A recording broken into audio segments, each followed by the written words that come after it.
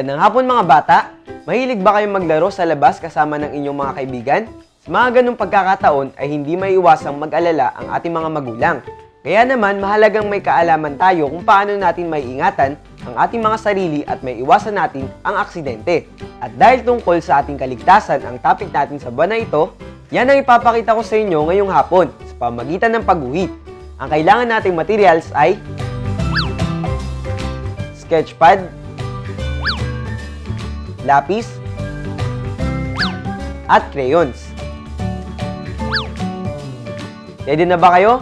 Tara, simulan na natin! Kung tayo ay lalabas ng bahay para maglaro, siguraduhing maayos ang kondisyon ng ating katawan at wala tayong dinaramdam. Kung tayo ay magbibisikleta, mahalagang gumamit tayo ng mga safety gears tulad ng helmet at knee pads. Makakatulong ito para maprotektahan ang ating katawan kung sakaling tayo ay matutumba o mababangga. Uminom ng tubig para hindi tayo ma-dehydrate.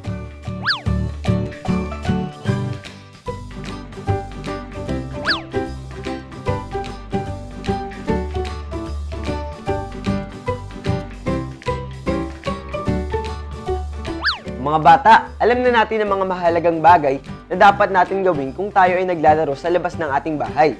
At kung tayo naman ay nagbibisikleta, dapat ay lagi tayong nag-iingat at laging gumamit ng mga bagay na pwedeng magprotekta sa ating katawan. At ang lahat ng yan ay sa ikabubuti natin.